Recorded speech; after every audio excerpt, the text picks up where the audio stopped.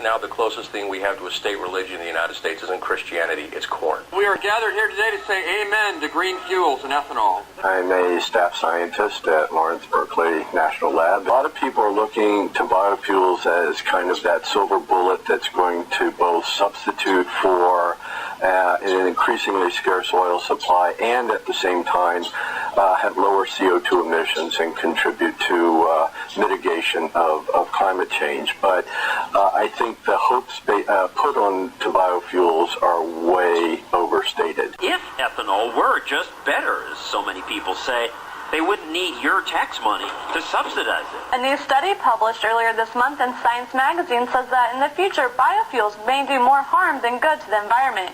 Researchers at the University of Minnesota and the Nature Conservancy say that 17 to 420 times more carbon may be released into the atmosphere when land is converted to grow crops for the fuel. One other KU researcher who specializes in climate change says that while biofuels may be a part of the solution to the energy crisis, their production alone may lead to problems. But to think that biofuels are the be-all, end-all answer, I don't think that that's realistic. Just by producing them, we induce a lot of environmental challenges. It's made from corn. We grow corn. It's natural. Just makes it sound better. But it turns out that it takes just about as much energy to produce ethanol as you get when you burn ethanol. And the energy requirements to do that, in the case of corn ethanol, for example, equals the amount of energy that we get out of it. Many ethanol proponents say even if it doesn't save energy, it'll reduce our dependence on foreign oil.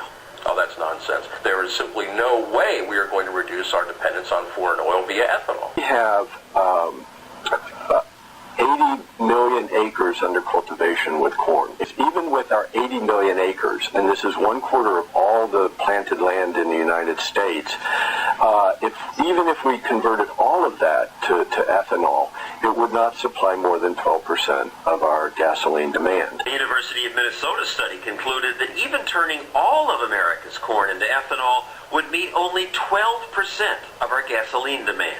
Hillary Clinton made 17 votes against ethanol until she started running for president. It's no mystery that people who want to be president support the corn ethanol program. The first caucus is in the state of Iowa, and if you're not willing to sacrifice children to the corn god, you will not get out of the Iowa primary with more than 1% of the vote. You have to question, do you want the fuel or do you want the food? Are we willing to pay more for all of our foodstuffs because effectively we've turned our food industry into a food and energy industry?